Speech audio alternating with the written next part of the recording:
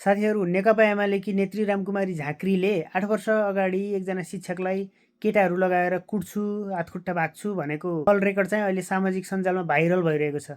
आउनुहोस् उहाँको त्यो कल रेकर्ड हेरौँ अनि विचार गरौँ हामीले कस्ता मान्छेलाई जनप्रतिनिधि बनाउँदैछौँ भनेर।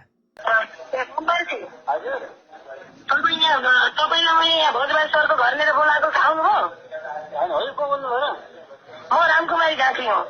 के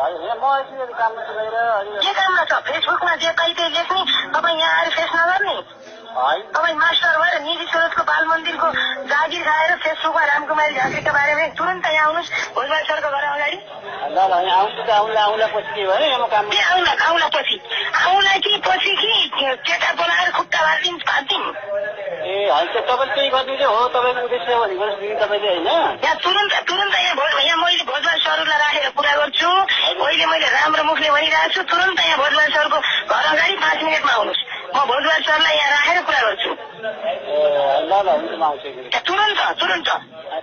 म एकछिनपछि आउँछु। एकछिनमा होइन, तुरन्त 5 मिनटमा। होइन त अहिले केही गर्नु दिदी, तपाईँले जे पनि पाइ त्यो गर्ने हो नि, छुट्टी कुरो। तपाईँले जे पाइ त्यही लेख्ने। तपाईँले जे पाइ त्यही गर्नु, तपाईँले जे पाइ त्यही गर्न हुने। अनि तपाईँले हामीले सुनेको कुरा लेख्न नहुने अनि सुनेको कुरा लेख्ने। केरीमा कथा तपाईँ सुनेको कुरा लेख्छस्। केरीमा कथा तपाईँको त्यो कति मिठो शब्द परेको नि अहिले है। तैँले के लेखेको छस् फेसबुकमा? मैले मिठो शब्द भएको हो कि दिदी, त्यो कुरो के हो कि तपाईँले त्यो भएको कथाले म भएको हो कि होइन भन्ने कुरा मलाई सोध्नु पर्छ कि त पत्रकार होस् कि त्यहाँ निजी स्रोतबाट जागिर खाएको होस् कि तैँले सोध्नु पर्छ कि एकलौटी लेख्ने।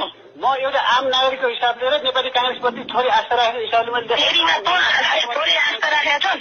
गधा काङ्ग्रेस त्यहाँ स्कुल छोडेर यहाँ काङ्ग्रेसको राजनीति गर्न मैदानमा यहाँ भोजबाल सरकार घर अगाडि आएर यहाँ यो विषयमा कुरा हुन्छ। हजुरले चाहिँ गुन्डा ल्याएर चाहिँ के मान्छे मार्न हो नि। अनि तपाईँको चाहिँ त्यो हो कहिले मान्छे मारे? कहाँ मान्छे मरे? थाहा मान्छे मरेपछि त्यो मुक्का हाल्न गएर मान्छे को मरे? बर्मा लिएर हुनेछ तपाईँको त्यो कुरा हुनेछ। तपाईँ सके जति गर केरीमा। कति मिठो शब्द दिदीको है, कति मिठो शब्द लगाइरहेको छ मैले तपाईँको मैले हिजोदेखि मैले फलो गरेको छु। तपाईँको जुन एउटा असली चरित्र देखिसक्नु हो तपाईँको, अनि किन तपाईँ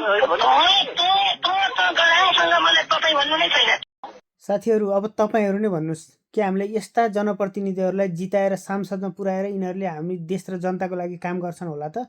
पक्कै पनि गर्दैनन्। यिनीहरूले आफ्नो पार्टी बाहेकका अरूलाई भलो हुने काम कहिल्यै पनि गर्दैनन्। त्यही भएर अबको चुनावमा विचार गरेर मतदान गरौँ। यो देशको भविष्य तपाईँको हातमा छ। त्यसैले आफ्नो जनप्रतिनिधिलाई राम्रोसँग चिनेर विचार गरेर मात्रै मतदान गर्नुहोला। अब पनि तपाईँले आफ्नो प्रतिनिधिलाई राम्रोसँग चिन्न सक्नु भएन भने धेरै ढिलो हुनेछ। अब चिन्न कहिले नि सक्नुहुने छैन।